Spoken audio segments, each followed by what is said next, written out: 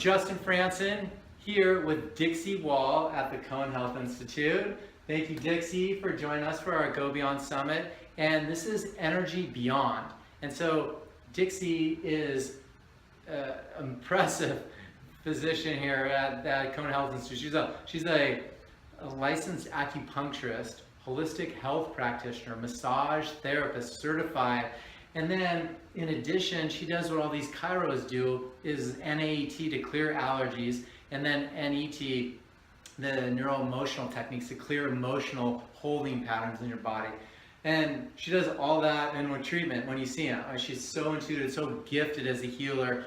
Dr. Cone really attributes his success with healing an injury with the disc all from her work. She initiated the whole healing process, and it's just unbelievable work. So acupuncture, to me, I came across it when I was 7. My father had a neurological challenge. So that's about 40 years ago. And it's just unbelievable. I've had always so much respect in this field, in this modality. Dr. Steven Steitler introduced it to me later on when I was 19. I mean, I've just seen this and seen how it's helped my energy over the years, and seen it with so many of my clients as well, referring out to amazing acupuncturists. So I wanted to turn it over to our featured speaker today. We're going to call her Dixie. And so Dixie, tell us about when you come across energy, what are some of the biggest stressors on the causing lack of energy for your patients? Well, thank you for the introduction and also your testimonial. Beautiful. Yeah, energy and acupuncture definitely go together. We have these invisible meridian lines of energy that run through our body, and acupuncture is basically based on the theory of balancing the energy within the body and basically removing any blockage, any stress of kind, whether it's structural, chemical, toxic, emotional, okay, so that the body can heal itself. Right. Very, very much along the lines of, other philosophies of integrative medicine, chiropractic, homeopathy. Right. So it's basically empowering the body, okay, through the needles. Also, we use moxibustion. There's many different ways to stimulate the points, through pressure, to remove these blockages and create this balance, right, where the body can actually heal itself. So, I mean, here in the clinic, we see a lot of different types of patients. One of the main things that we see is we see a lot of stress. And the top things that I see as far as stress are chemical stress as well as emotional stress. Now, acupuncture is a very old medicine. So, I don't think they were seeing quite as much chemical stress 2,000 years ago as that we are now. So that's something a little different that we're dealing with. And luckily, we also have a lot of great therapies here that can address some of those underlying issues as well. Right. But the NET has really added that extra component to treat some of the emotional stuff. Now, acupuncture is really great for treating the emotions because, they believe the mind and body are very much connected. Yes. Okay, so that's, so you can't kind of treat one without the other. So that's a great thing about acupuncture is it really works on all those different components. Okay. So now with energy, let's talk about the energy of the body and the meridians. And so when you're actually putting a needle in somebody, describe what that does as far as stimulating, just the energy flow through the body. Share deeper, in-depth knowledge on acupuncture. Yeah, so all the meridians have a connected organ. So if you're working on your large intestine meridian, okay, which runs from here all the way up here and up to the nose, then you're actually working on the large intestine as well. So it also connects energetically to the actual organ. Okay. So a lot of people know that large intestine for this point can be really good for movement, for a headache. It's called he gu, which means big move. Okay, in Chinese. And what does that do? It creates large movement, right? So that can be really good for headaches. Everyone knows that, right? To move the chi, move the energy. Too much going on here. Yeah. Okay, so it can actually clear it. Wow. So that's an easy way to explain it.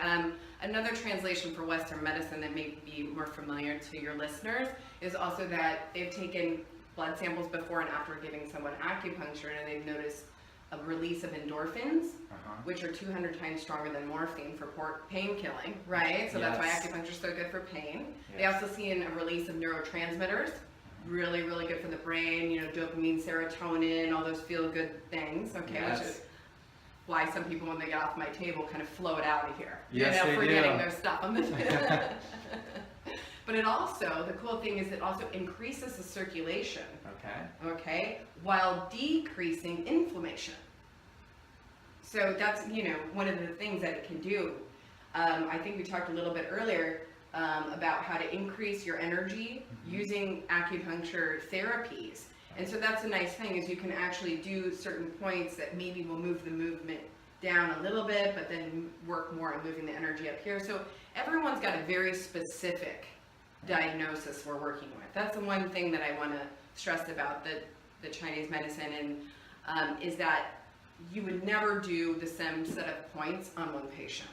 Okay. You know, it's always very, very custom. Now, do you check the pulse? Do you look at the tongue? Do you do all the above? What are some of your indicators to know where to put needles and where the weaknesses are? Yeah, we definitely check tongue. We definitely check pulse. Luckily, we do apply kinesiology in this office as well, so we can use that as another tool. We also do a lot of lab work, so we can read lab work. So it's about, you know, not only using like these ancient, beautiful, time-tested techniques to reach your diagnosis, but also integrating this new lab test. You know, Chinese medicine has been, you know, they were the original energy doctors, Definitely. muscle testers. Definitely. So they do a lot of that, you know, incorporating in, you know, I know you talk about incorporating diet, nutrition, exercise, how important those things are for the energy as well. So we kind of, you know, pull from everything. You so mesh to it all speak. together. That's awesome. Now, what is as far as an intake, what would be a nice menu that you would want your clients to see? I know everyone has different body types and such, but it just on a broad spectrum, like non-GMO, organic, like what are some of the things that it just intake-wise would help people's energy increase? So I kind of always look at lifestyle. Chinese medicine doctors always really take into account someone's nutrition, someone's diet, someone's exercise. As a matter of fact, that's why I went to the acupuncturist first when I was 26 years old, was because I had extreme fatigue. So it's funny that you asked me to speak on this topic. And when I went and saw him, you know, he told me that I needed to start eating meat. And I freaked. Absolutely freaked. Okay. I had been vegetarian since I was 13. Wow. I had been vegan for 5 of those, you know, 13 years I had now been vegetarian. Wow. And just the idea alone just freaked me out. Wow. And he walked me through it. He held my hand and made me realize, like, look, you're creating this imbalance in your body by not, you know, I mean, 13 to quit eating red meat at the time when you start menstruating, terrible idea, right? And so he really made me think more of, rather than one extreme, which I think our culture kind of gravitates to, more of a balanced lifestyle. Did he want me to come out and just eat, you know, meat all day? No. But he realized that I had this deficiency, okay, through my tongue and pulse without even looking at my iron, you know, through my eyes, that, you know, I was really lacking in some essential nutrients, you know. So that was a very interesting experience, and he walked me through it, held my hand. I was able to start incorporating a better balanced diet for me, okay, because it's custom for everyone. You're like, oh, what are some big tips? Obviously, you want to stay away from inflammatory foods, but it's also very individualized, and that's where Chinese medicine comes in too. I also have a bunch of list of foods that basically some tonify qi, some dissolve phlegm, some warm the body, some cool the body, right? Because some people are really hot, too much yang. And some people are too much yin, they're kind of lazy, fat, you know?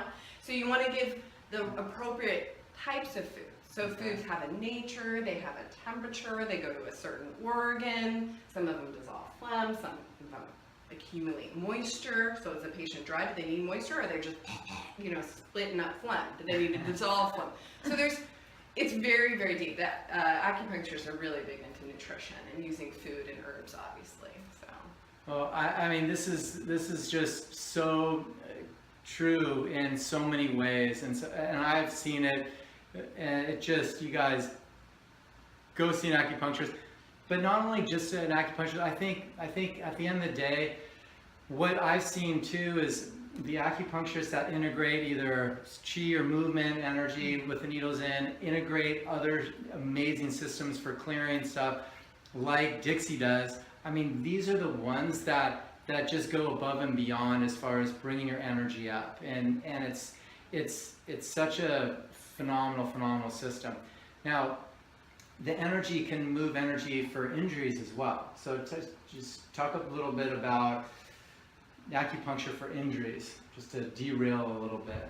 Yeah, I do see a lot of athletes. I mean, the main reason that someone would come and see an acupuncturist usually for injuries is either they've had it for a long time and nothing else has worked, right? Or if they're an athlete that has some sort of, they want to cut down their recovery time.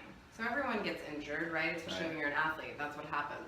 Well, acupuncture can really cut down that injury recovery time, so they can just be strong again and get ready for their next race.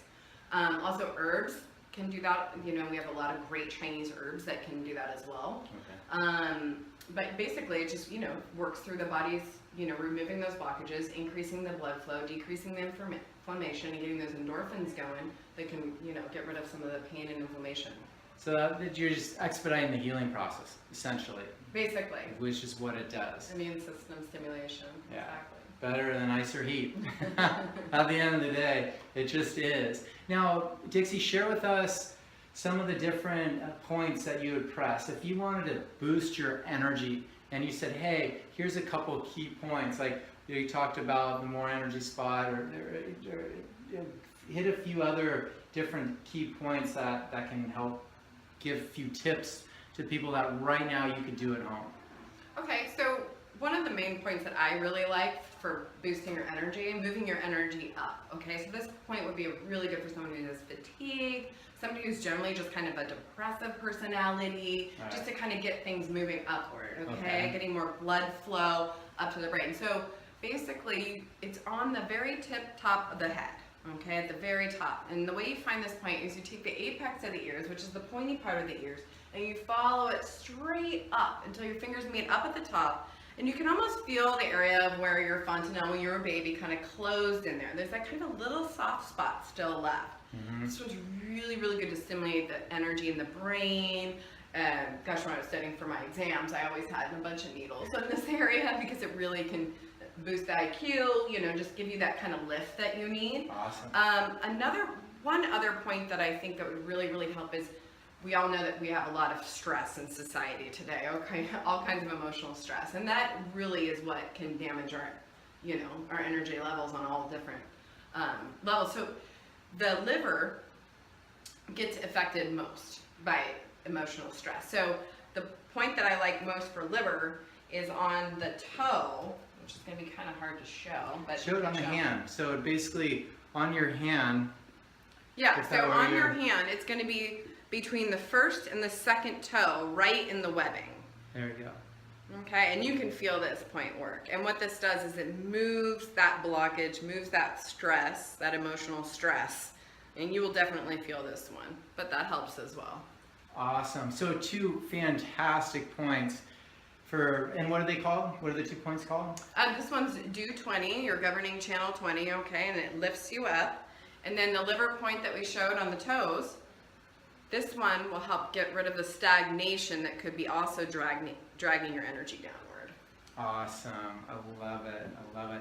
You guys, these are tips that you can just do and you can rub them throughout the day. You can't overdo it, right? No. And it doesn't take a lot of pressure either. Just real subtle, just 10 seconds, medium pressure. Stimulate the area. Let the body start to listen to some of these areas. It's just basically giving your massage to your whole body just by working on one point that works the liver, which everything has to flush through there. So that's just fantastic. Now, as far as boosting energy, now do you use magnets with acupuncture points? That people could just take home and put on, and do you do any of that work? Tell us about magnets and acupuncture work for boosting energy. Yeah, I generally do use magnets, especially on the ear. I really like them. It's a great take-home treatment. You've got over 300 points on your ear. 300. Yeah, so you can basically treat just about anything. And how many in the whole body? About 365 in the body. Not including the extra points. Are these all of them? Yeah. But on the ear, it's a reflexology. So every area of the body is represented in the ear. So it's a nice way for the patient to take, an active treatment home that they can participate in. You can leave the ear magnets in for anywhere from 3 to 5 days, and you can work on anything they need work on. One of my favorite points, which you can actually do at home too, is right behind the earlobe. And this point's really good for energy. It's called Happy Point. Is it where one of my great mentors from China. Where is it in reference to where your ear's pierced? Is it above it? It's right behind it. Or just right behind it? Right behind it, exactly. Okay. So just kind of rubbing that earlobe, pinching that point. A lot of people say it's in Western medicine the reason why the ear is so effective too for treating things like weight loss, addiction, anxiety, right? You've heard of the NADA protocol we use for addiction very commonly, is because right in this cave part of the ear is directly connected to your vagus nerve 10, which regulates your parasympathetic versus your sympathetic nervous system. So it can really get you into the parasympathetic, right? Which is where we want to be. Our digest. Yes. If you want energy, you have to rest and you have to digest. If you're not properly absorbing your nutrients, you'll be exhausted. Yeah. That's an awesome tip. That's fantastic. Now, how do you remember 360 points? I mean, that's unbelievable. All right. Well, you guys, Dixie is here at the Cone Health Institute with all these amazing docs. You guys, we just learned from a holistic health practitioner, a licensed acupuncturist, really about how acupuncture takes your energy beyond. And not just any acupuncture, but one that has all these other modalities that could splash into it. And then we have several tips for you to take home that are just fantastic for boosting your energy and your chi and getting that yin and yang balanced. And that's, I think, at the end of the day, exactly what you do. Yeah. And for more information about me, or if you want to look at some of the blogs I've written, you can go to my website, which is acuworkshealth.com. You can also find me on Facebook under AcuWorks. ACU, WORKS, AcuWorks.com. Dixie Wall, thank you. AcuWorksHealth.com. AcuWorksHealth.com. Yeah. We'll have a link to her and her whole bio. You'll see that on the site. Great. But thank you. AcuWorksHealth.com. Thank you, Dixie Wall, for taking our energy beyond. Thank you, Jessica.